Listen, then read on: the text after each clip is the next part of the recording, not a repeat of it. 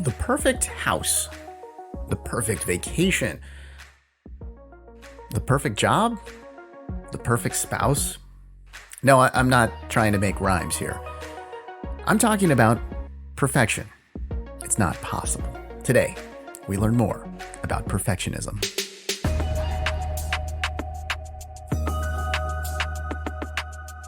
Thanks for listening and subscribing to Learning More. I'm Russ, and today we are talking about perfectionism. The word perfect. Why does it even exist? Because perfection doesn't exist, right? Like I've tried in podcasting at times, and I've given that up. There's no perfect, and we shouldn't be on a quest for perfect, but many people are. Today, we are talking with Ph.D. candidate and Post-Doctoral Research Fellow in Psychology at York St. John University, Marianne Etherson. Marianne, thank you so much for joining us today. Thanks for having me. So I've got to ask this one right out of the gate here. Why did you pick this topic to focus on?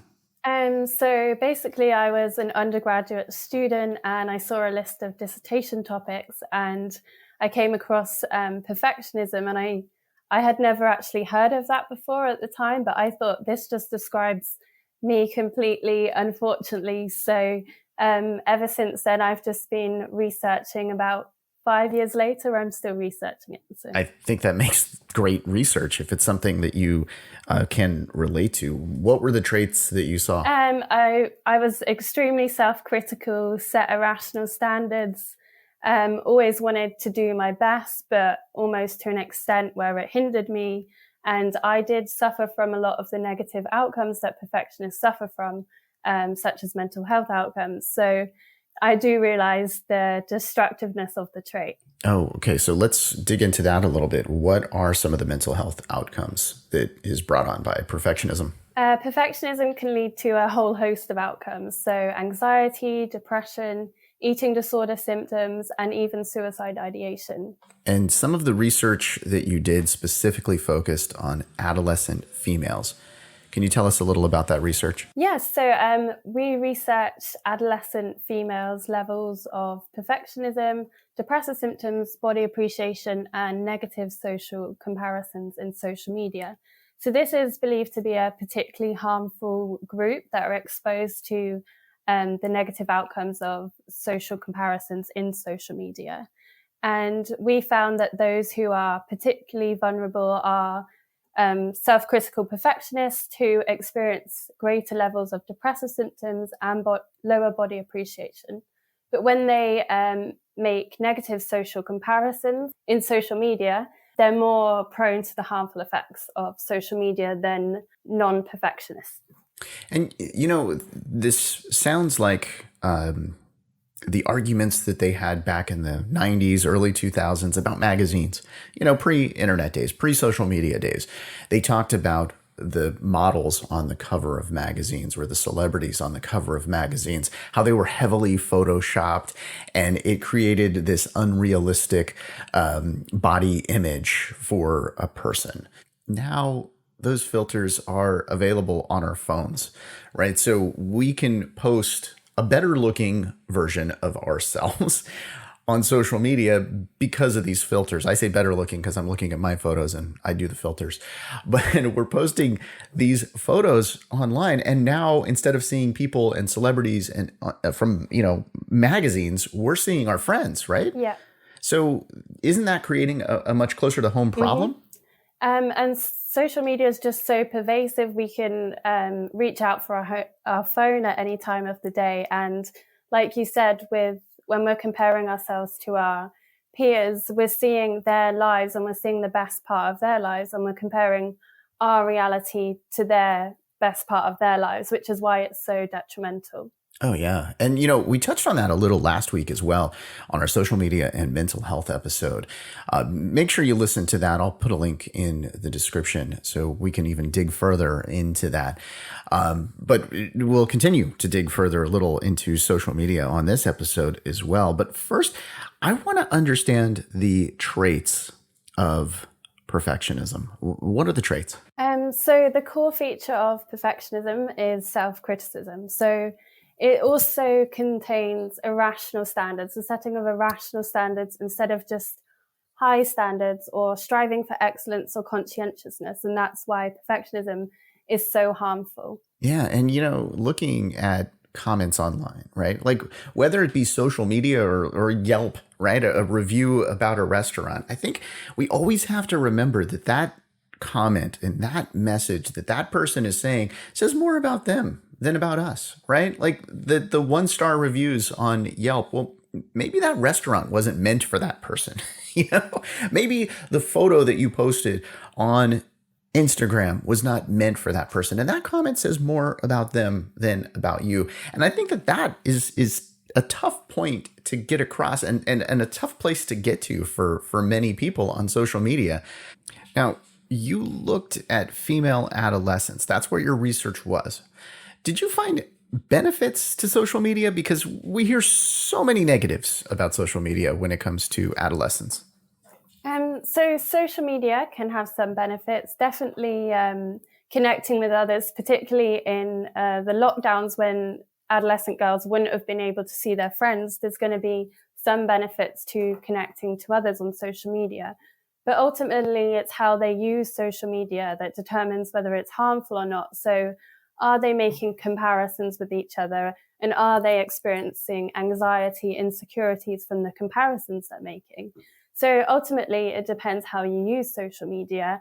And also from our research, whether you're particularly vulnerable can depend on your personality traits, such as whether you are perfectionistic. Okay, so if somebody is perfectionistic, let's first actually just talk about the mental health issues that can be associated with this. Can you tell us a little about that?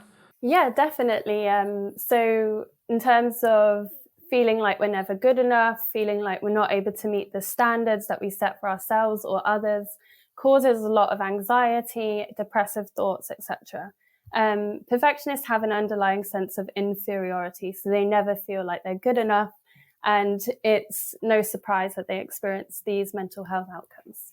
Okay, let's talk now treatment. Like, what can you do to treat a person that is identified with having perfectionistic tendencies?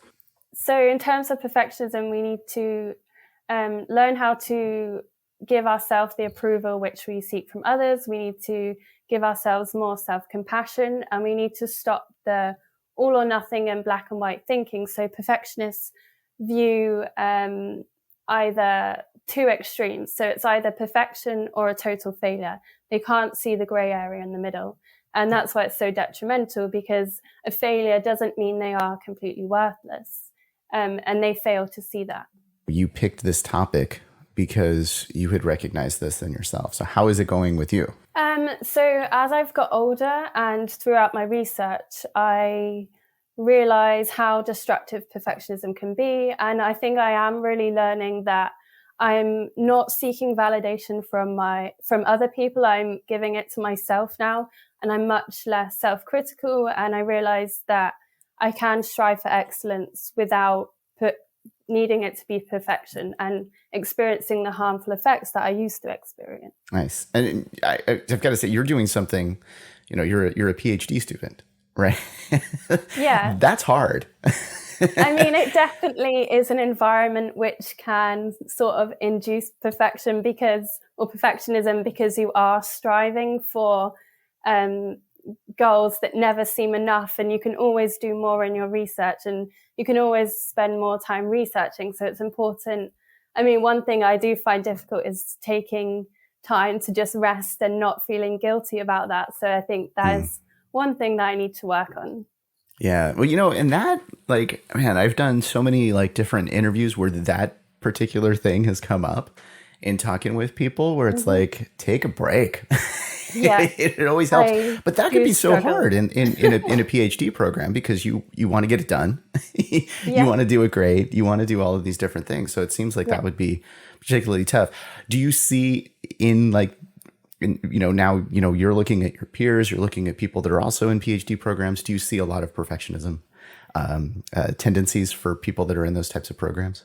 I do see it. I do see the self-criticism, and it's just does feel like an extremely competitive environment. So it's hard for perfectionism not to be there. And it's probably an environment that perfectionists end up in because, you know, they're always striving for more. And that's probably why people who are perfectionistic are in academia, for example. Right. And, you know, I would think too, like, well, actually, that's an interesting question there.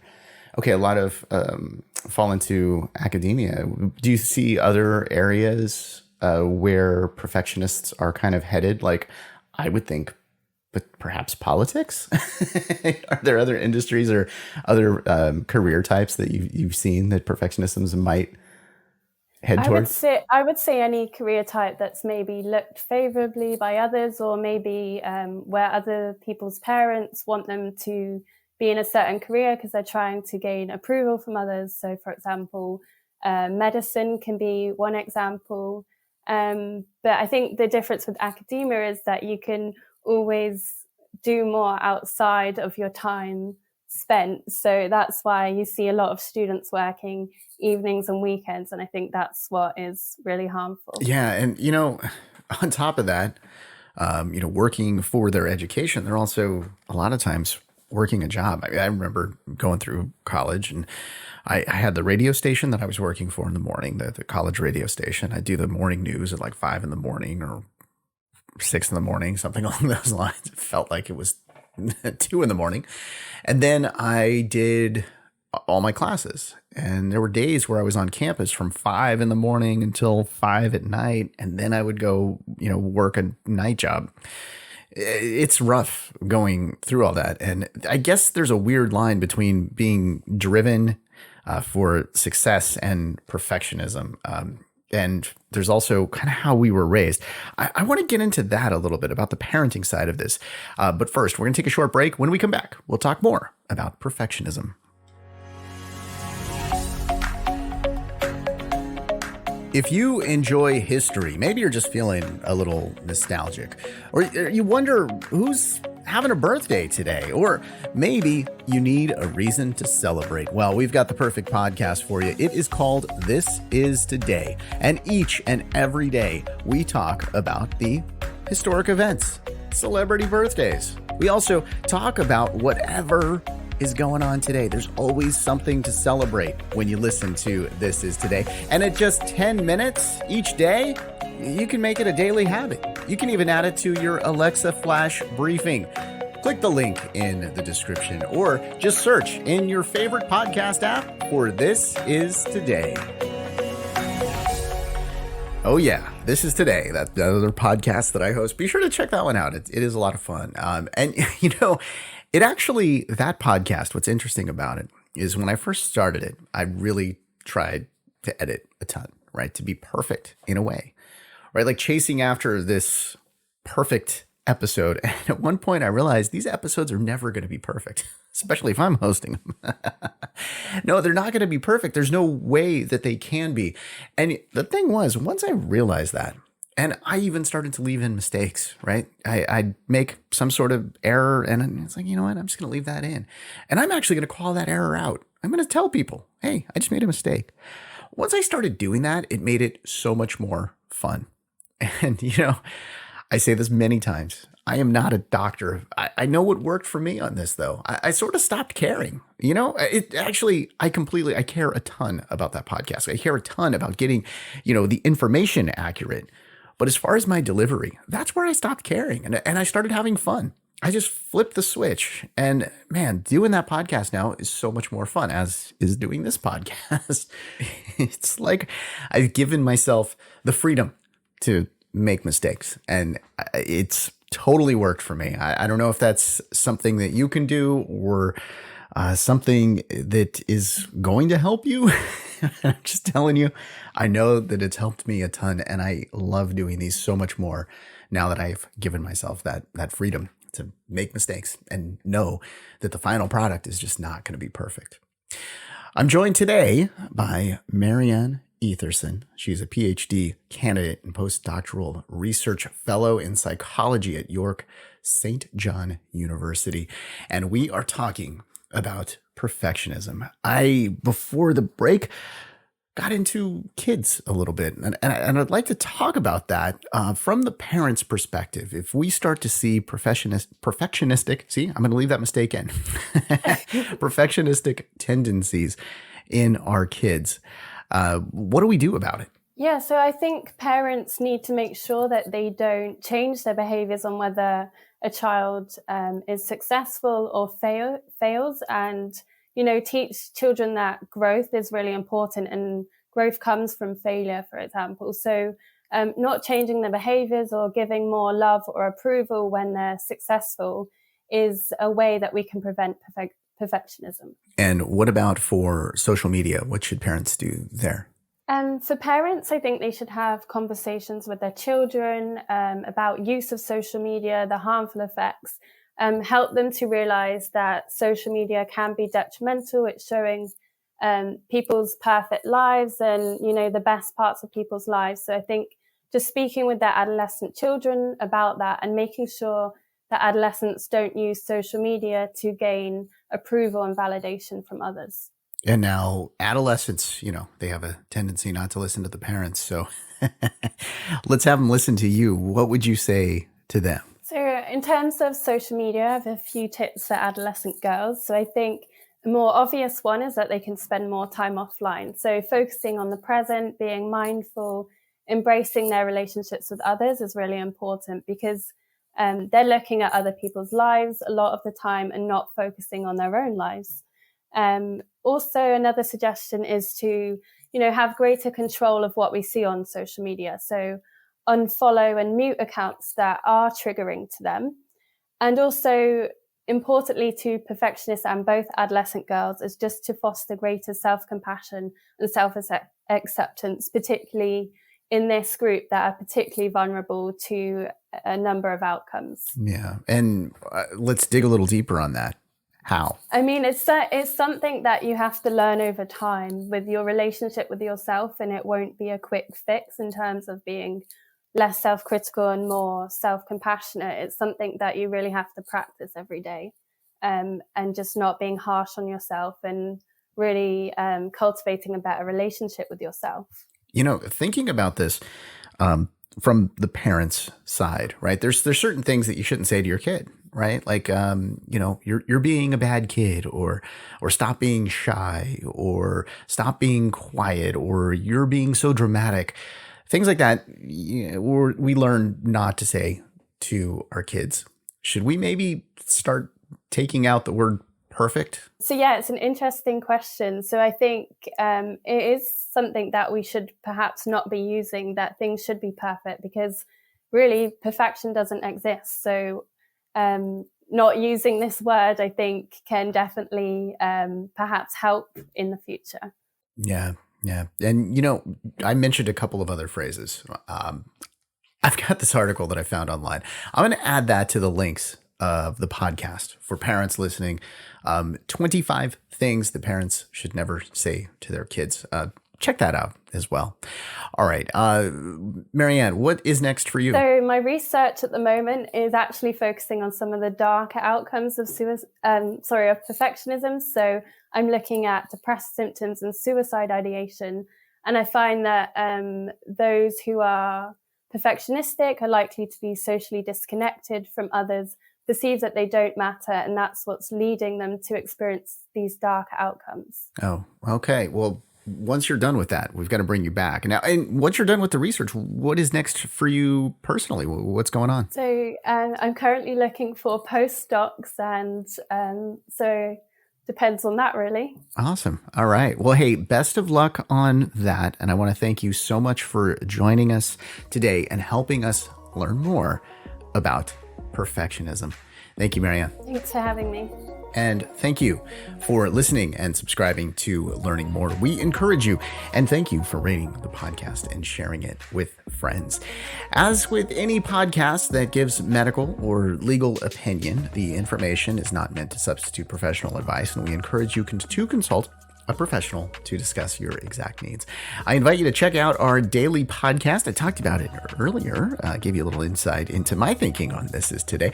Be sure to check it out. There's a link in the description. There's also a link to Marianne's research and some various other articles in the description. So make sure you look at that description. On the next Learning More, we are going to learn about generations. Yeah, generation wars. Is that made up or is that actually real? We're going to get into that on the next episode of Learning More. So be sure to subscribe so that you don't miss it. If you've got something that you would like to learn more about, let us know, and it just may become a future episode. Submit your ideas and comments at learningmorepodcast.com. Again, thank you for listening. Thank you for subscribing. I'm Russ, and I look forward to learning more with you next time.